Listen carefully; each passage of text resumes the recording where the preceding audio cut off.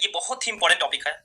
तो देखिए, आपका एक मोस्ट इंपोर्टेंट डेरिवेशन है जो कि है वैद्युत द्विध्रुव की अक्षीय स्थिति में किसी बिंदु पर वैद्युत विभव, यानी कि एंड ऑन पोजीशन में हमें वैद्युत विभव का व्यंजक निकालना है। देखिए, जैसे हमने पहले चैप्टर वैद्युत आवेश तथा क्षेत्र में पढ़ा कि वैद्युत द्विध्रुव की दो स्थितियां हैं, एक अक्षीय स्थिति, एक निरक्षीय स्थिति। दोनों में हमने वैद्युत क्षेत्र की तीव्रता निकाला था। वही सेम प्रोसेस यहाँ है। इसमें हमें वैद्युत द्विध्रुव की अक्षीय स्थिति में किसी बिंदु पर वैद्युत विभव निकालना है। दो स्थितियां यहाँ पर भी है, एक अक्षीय स्थिति, एक निरक्षीय स्थिति। ठीक है, तो सबसे पहले हम अक्षीय स्थिति का व्यंजक निकालते हैं। ये सब बहुत ही इंपॉर्टेंट टॉपिक है। ठीक है, तो सबसे पहले वैद्युत द्विध्रुव की अक्षीय स्थिति में हमें निकालना है। तो सबसे पहले हमें वैद्युत द्विध्रुव यहाँ पर बनाना होगा। ठीक है, तो वैद्युत द्विध्रुव क्या होता है सभी को पता है, मैं कई बार बता चुका हूँ। ठीक है, तो वैद्युत द्विध्रुव ये आपका हो गया।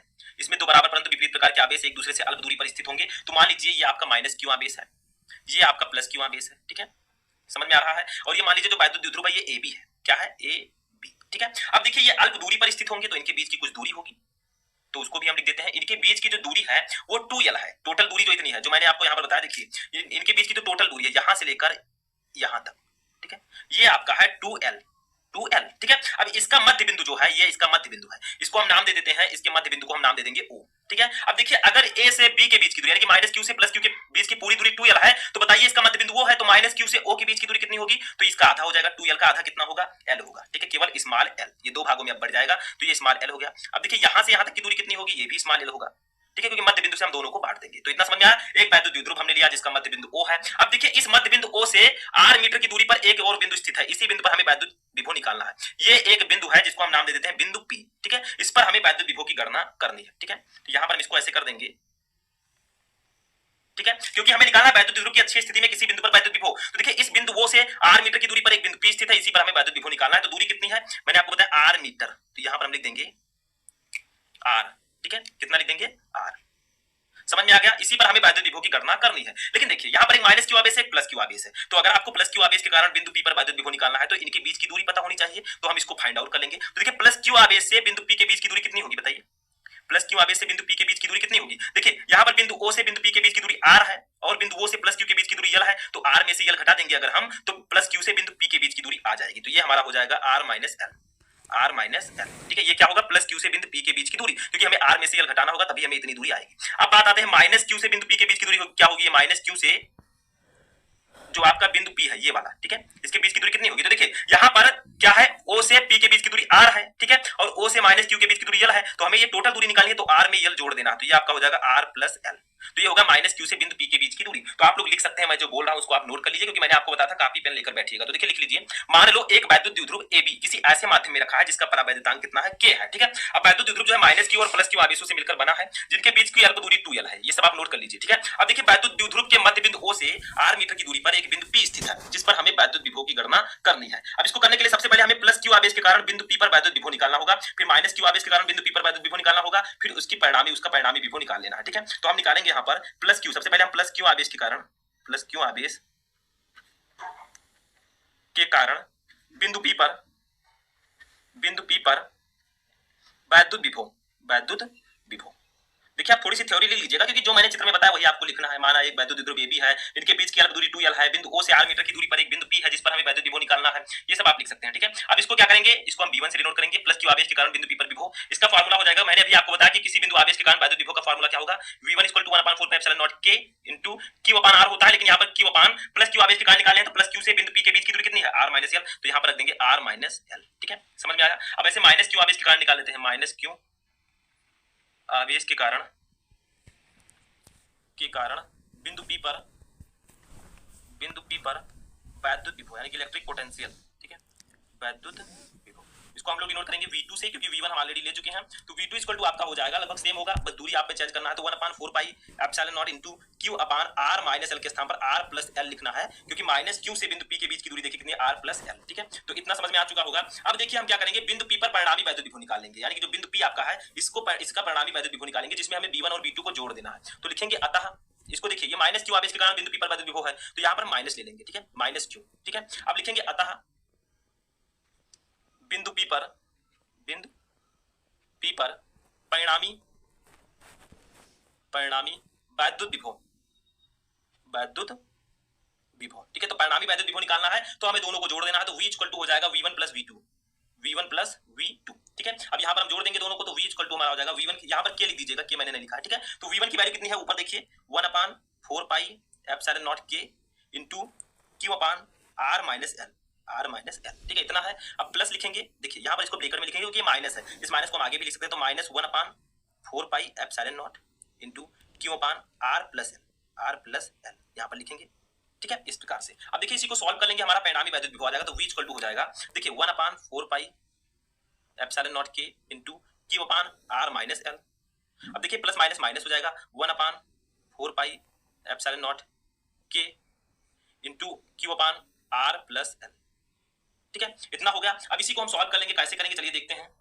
अब देखिए इसको सॉल्व करेंगे तो हमारा कैसे सॉल्व होगा, V इक्वल टू, देखिए दोनों में 1/4 पाई एप्सिलॉन नॉट है दोनों साइड में, तो इसको हम कॉमन ले लेंगे, 1/4 पाई एप्सिलॉन नॉट के, ये आपका कॉमन हो जाएगा। ब्रेकर में क्या बचेगा, ब्रेकर में आपका देखिए क्यू भी हम कॉमन ले सकते हैं, दोनों तरफ क्यू है, तो यहाँ पर हो जाएगा Q upon 4 pi epsilon naught के कॉमन, ठीक है, तो अंदर बचेगा 1/r माइनस एल और minus 1/r plus L, R plus L, ठीक है। अब इसको सॉल्व कर लेते हैं, तो V इक्वल टू आपका ऐसे ही Q upon 4 pi epsilon naught ऐसे ही रहेगा, Q upon 4 pi epsilon naught, ठीक है। इसको सॉल्व करेंगे तो देखिए नीचे हो जाएगा r माइनस एल और r प्लस एल हो जाएगा, ठीक है। अब देखिए ये r माइनस एल से r माइनस एल कैंसिल, ऊपर हो जाएगा r प्लस एल, ठीक है, और माइनस ब्रेकर में हम लिखेंगे ये r प्लस एल से r प्लस एल कैंसिल, ऊपर हो जाएगा r माइनस एल, ठीक है।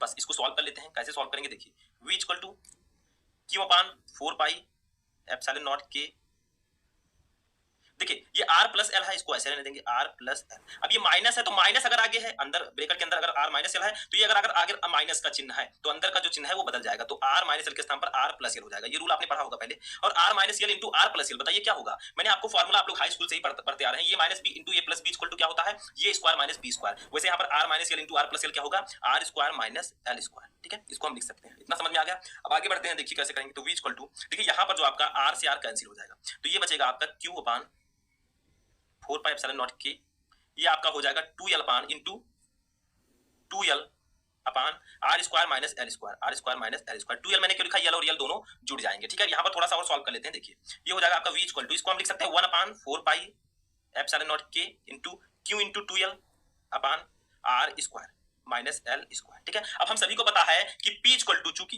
विद्युत द्विध्रुव आघूर्ण P इक्वल टू होता है Q into 2l, Q into 2l, सभी को पता है ना ये फॉर्मूला। तो देखिए हम यहाँ पर Q इंटू 2l के स्थान पर P रख देंगे, तो V इक्वल टू हमारा आ जाएगा 1/4 पाई एप्सिलॉन नॉट के into P upon R square minus L square, ठीक है। अब देखिए यहाँ पर एक चीज आपको ध्यान देना है, ठीक है, इतना तो आपको समझ में आ गया। अब देखिए चूंकि जो आपका P है, यल का जो मान है वो R की अपेक्षा बहुत कम है, तो लिखेंगे यदि यल का मान R की अपेक्षा बहुत कम हो, यानी कि L is less than R, यानी कि L जो है R से बहुत कम है। देखिए कम क्यों है, चित्र में भी आप समझ लीजिए, थोड़ा सा डाउट ना रहे। देखिए L जो है वो प्लस Q से O के बीच की दूरी है, तो ये छोटी सी दूरी है, जो R है वो O से P के बीच की दूरी है, दूरी ज्यादा है, तो R की जो वैल्यू है वो L से काफी ज्यादा है, ठीक है। तो वही मैंने यहाँ पर लिखा, यदि L का मान R की अपेक्षा बहुत कम हो तो यहाँ पर जो L की वैल्यू ली जाएगी वो 0 ले जाएगी, ठीक है। या आप जो यल स्क्वायर आपका है तो 0 का स्क्वायर करेंगे तो यल स्क्वायर की वैल्यू भी 0 ही ली जाएगी, ठीक है। तो यहाँ पर एल स्क्वायर के स्थान पर 0 कर देंगे तो ये कैंसिल हो जाएगा। तो अब हमारा यहाँ पर आ जाएगा V equal to 1/4 pi epsilon naught के इंटू P अपान, देखिए आर स्क्वायर यहाँ पर बचेगा, एल स्क्वायर इक्वल टू 0 हो जाएगा, तो आर स्क्वायर आपका यहाँ पर बच जाएगा। यही है आपका जो है विद्युत द्विध्रुव की अच्छी स्थिति में किसी बिंदु पर वैद्युत विभव का फार्मूला। लेकिन एक चीज और यहाँ पर समझना है, देखिए यहाँ पर के हटाना है, मान लीजिए यहाँ पर निर्वात अथवा वायु हो, तो हम यहाँ पर लिखेंगे निर्वात अथवा वायु के लिए, निर्वात अथवा वायु के लिए, ठीक है। तो निर्वात अथवा वायु के लिए हम क्या करते हैं, के की वैल्यू 1 लेते हैं, ठीक है। तो यहाँ पर के स्थान पर 1 रख देंगे, तो V इक्वल टू हमारा आ जाएगा 1/4 pi epsilon naught into P upon R square, ये हो जाएगी आपका एक्चुअल व्यंजक वैद्युत द्विध्रुव की अच्छी स्थिति में किसी बिंदु पर वैद्युत विभव का, ठीक है। तो बहुत ही सिंपल तरीके से मैंने आपको बताया, थोड़ा सा बड़ा है, एक दो बार आपको देखना पड़ेगा तब ये समझ में आएगा, बहुत सारे बच्चों को समझ में आ चुका होगा, तो ये समझ में आ गया। अब चलिए नेक्स्ट वाला डेरिवेशन करते हैं, वैद्युत द्विध्रुव की निरक्षीय स्थिति वाला, तो चलिए देखते हैं। देखिए नेक्स्ट वाला डेरिवेशन हमारा है वैद्युत द्विध्रुव की निरक्षीय रेखा पर स्थित बिंदु पर वैद्युत विभव, तो वहां पर हमने अच्छी स्थिति देखा, अब यहाँ पर हम देखेंगे वैद्युत द्विध्रुव की निरक्षीय स्थिति, ठीक है। तो सबसे पहले हमें वैद्युत द्विध्रुव लेना है, वो तो सेम चीज है जो हमने वहां पर लिया था, वही चीज हमें यहाँ पर भी लेनी है। ये देखिए वैद्युत द्विध्रुव बार बार समझाने की कोई जरूरत नहीं है, तो यहाँ पर मैंने वैद्युत द्विध्रुव लिया, एक आवेश है माइनस क्यू, एक आवेश है आपका प्लस क्यू, ठीक है। यहाँ पर जो ये ए बी है आपका वैद्युत द्विध्रुव, ठीक है, ए बी है। अब देखिए यहाँ पर इनके बीच की दूरी भी है, इनके बीच की दूरी कितनी है सभी को पता है, मैं कई बार बता चुका हूँ। देखिए इनके बीच की दूरी, टोटल दूरी जो है वो आपकी है 2l, ठीक है, टोटल दूरी जो है वो कितनी है 2l। अब देखिए इनका एक मध्य बिंदु है, ये है आपका मध्य बिंदु, ठीक है, मिडिल पॉइंट इनका है, इस बिंदु को हम नाम दे देते हैं बिंदु O, बिंदु ओ। अब देखिए जो दूरी आपकी हो गई माइनस क्यू से ओ के बीच की दूरी कितनी हो गई, ये 2l को हम दो भाग में कन्वर्ट कर देंगे, एक l हो जाएगा और दूसरा भी आपका कितना हो जाएगा, ये भी स्मॉल l हो जाएगा। ठीक है, तो एक वैद्युत द्विध्रुव हमने लिया जो कि माइनस क्यू तथा प्लस क्यू आवेश से मिलकर बना है, वैद्युत द्विध्रुव AB है। ठीक है, इसके बीच की दूरी 2l है। अब देखिए ये मध्य बिंदु इसका O है। अब इस मध्य बिंदु से निरक्षीय स्थिति में, यानी कि यहाँ पर एक बिंदु P स्थित है। देखिए निरक्षीय स्थिति में मैंने बात की तो यहाँ पर एक बिंदु कौन सा स्थित है, इस बिंदु का नाम है बिंदु P। ठीक है, इस पर हमें वैद्युत विभव निकालना है। तो सबसे पहले हम क्या करते हैं, इसको मिला देते हैं। ठीक है, ये जो लाइन है ये देखिए, अब जो बिंदु P है, बिंदु O से बिंदु P के बीच की कुछ दूरी होगी, तो उसको दूरी जो है वो आपका r है, स्मॉल r, यानी कि मध्य बिंदु O से बिंदु P के बीच की दूरी r है। इसी बिंदु P पर हमें वैद्युत विभव निकालना है, तो इनको क्या करते हैं, मिला देते हैं। देखिए ये आपका हो गया माइनस क्यू से बिंदु P के बीच की दूरी और ये आपका हो गया प्लस क्यू से बिंदु P के बीच की दूरी। ठीक है, तो देखिए यहाँ पर अब इतना आपको समझ में आ गया। देखिए एक वैद्युत द्विध्रुव AB है जो कि माइनस क्यू तथा प्लस क्यू आवेश से मिलकर बना है, इनके बीच की दूरी 2l है, इसका मध्य बिंदु O है, बिंदु O से r मीटर की दूरी पर एक बिंदु P स्थित है जिस पर हमें वैद्युत विभव निकालना है। ये सब आप लिख लीजिएगा। ठीक है, या आप इस प्रकार से लिख लीजिए, माना कि बिंदु P वैद्युत द्विध्रुव AB के लंबार्थक रेखा पर स्थित है। ठीक है, जो कि उसके मध्य बिंदु O से r मीटर की दूरी पर है। ठीक है, अब देखिए यहाँ पर एक ध्यान दीजिए आप लोग, क्या यहाँ पर एक ट्राइंगल बन रहा है, दो, एक PAO और एक PBO। ठीक है, ये ट्राइंगल बन रहा है। अब देखिए हमें अगर इस डेरिवेशन को करना है तो हमें माइनस क्यू से बिंदु P के बीच की दूरी पता होनी चाहिए, तभी तो हम कर पाएंगे, और प्लस क्यू से बिंदु P के बीच की दूरी पता होनी चाहिए, तभी हम इसको कर पाएंगे डेरिवेशन को। ठीक है, तो देखिए यहाँ पर इनके बीच की दूरी अगर आपको निकालनी है तो आप बहुत आसानी से निकाल सकते हैं। किससे, पाइथागोरस प्रमेय से। देखिए ये एक त्रिभुज बना रहा है POA। ठीक है, तो यहाँ पर लंबा आपको दिया गया है r, आधार l है, तो हम कर्ण आसानी से निकाल सकते हैं। जो कर्ण आएगा वही माइनस क्यू से बिंदु P के बीच की दूरी होगी। ठीक है, तो हम लिखेंगे त्रिभुज, जो मैंने बताया वो आप लिख लीजिएगा। जो आप लोग चित्र बनाए हैं इसमें जो आपने लिया है उसको लिख लीजिए, माना कि एक वैद्युत द्विध्रुव AB है। ठीक है, वो सब आप लिख लीजिएगा। तो त्रिभुज POA में सबसे पहले हम इस त्रिभुज को लेंगे POA। ठीक है, जब इसको हम ले लेंगे तो हमारा कर्ण आ जाएगा, यानी कि माइनस क्यू से P के बीच की दूरी, तो जो वो आएगी वही सेम ये भी होगा, क्योंकि इसका भी आधार l है और लंब r है। तो इसके पाइथागोरस प्रमेय लगाएंगे, पाइथागोरस प्रमेय से, तो पाइथागोरस प्रमेय से हमें पता है कि कर्ण स्क्वायर इक्वल टू लंब स्क्वायर प्लस आधार स्क्वायर। ठीक है, अब देखिए क्या करेंगे, कर्ण कितना दिया गया है, कर्ण आपका है PA जो कि हमें निकालना है, PA इक्वल टू आपका हो जाएगा कितना, देखिए लंब कितना है PO, तो PO का स्क्वायर इसका स्क्वायर कर देंगे क्योंकि स्क्वायर हमें दिया गया है। ठीक है, स्क्वायर ऐसे लंब का स्क्वायर करेंगे, लंब हमारा है PO, तो PO का स्क्वायर प्लस आधार है OA का स्क्वायर।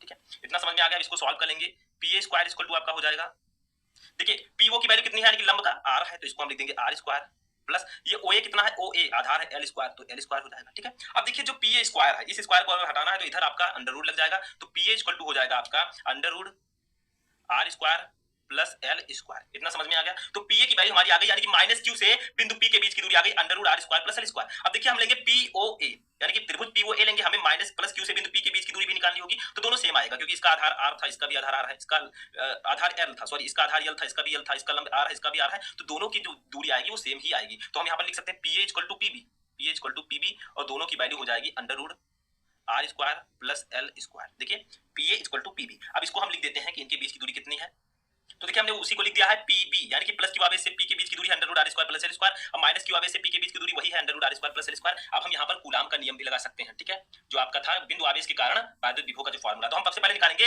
प्लस क्यू आवेश के कारण बिंदु P पर विभव, फिर माइनस क्यू आवेश के कारण बिंदु P पर विभव निकालेंगे। हमें दूरी पता हो गई है, तो यहाँ पर लिखेंगे प्लस क्यू आवेश के